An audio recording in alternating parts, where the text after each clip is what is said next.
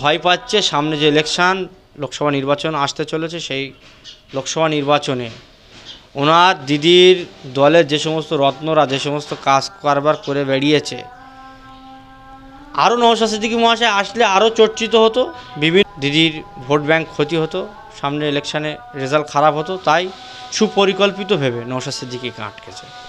কোথাও কি ভয় পাচ্ছে তাহলে? কেন বারবার আমরা দেখেছি আগেও ঠিক নওশাদ সিদ্দিকীকে অ্যারেস্ট করা হয়েছিল এবং নওশাদ সিদ্দিকী 42 দিন তাকে জেল কাটতে হয়েছিল, তারপরে একটা বিরাট আন্দোলনের ঝড় উঠেছিল। আমরা রাজ্য কমিটির নির্দেশকে মাথায় নিয়ে রাজ্যের বিভিন্ন প্রান্তে আমাদের কর্মসূচি চলবে, কারণ আমাদের বিধায়ক তিনি কোনো রকম ভেবে কোনো দুর্নীতির সঙ্গে, কোনো নোংরামুর সঙ্গে কোনো মানুষকে, এটা একদম নিকারজনক। কারণ ব্যাপারটা হলেন আপনারা জানেন, ওই এলাকারই আমাদের একজন আইএসএফের মহিলা নেত্রী আয়শা বলে একজন নাম, তিনি ওই এলাকার মা বোনদের কাছে পৌঁছে যাচ্ছিলেন, যেগুলো একজন পুরুষ জনপ্রতিনিধি হয়ে বা কোনো অন্য দল থেকে বিলং করলে বা পার্টির লিডারশিপ বলেন, সেই ভাষাগুলো কিন্তু একজন পুরুষ লিডার হিসেবে শোনা যায় না। একজন মহিলার সঙ্গে যে ঘটনা, ওই শাহজাহান শেখ, শিবু উত্তমের নেতৃত্বে দীর্ঘদিন ওই সমস্ত মহিলাদের উপরে যে নির্যাতন, সেই জায়গায় দাঁড়িয়ে আমাদের আয়শা তিনি মানুষের কাছে পৌঁছচ্ছিলেন, মানুষের বিশেষ করে মহিলাদের কাছে পৌঁছচ্ছিলেন, মহিলাদের কথা শুনছিলেন।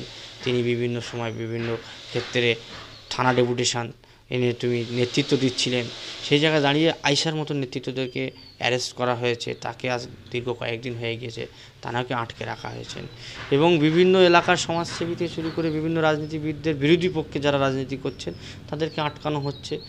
কারণ একটাই, ওই এলাকায় যে সমস্ত দুর্নীতি, যে সমস্ত শোষণ করেছেন এনার নেতারা, বিশেষ করে মহিলা কেলেঙ্কারিতে যেভাবে তারা অত্যাচার করেছেন, সেই জায়গায় ওই জায়গার মহিলারা এখন বলছে আমরা লক্ষ্মী ভাণ্ডার চাই না, আমরা চাই আমাদের সম্মান, আমরা আমাদের ইজ্জতের দাম 1000 টাকার থেকে 500 টাকার থেকে আমাদের ইজ্জতের দাম ব্যাপক।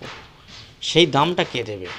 মানুষ মুখ খুলতে বলেছে, ওই এলাকার মহিলারা জুতো লাঠি ঝাঁটা নিয়ে বার হচ্ছে, ভয় পাচ্ছে।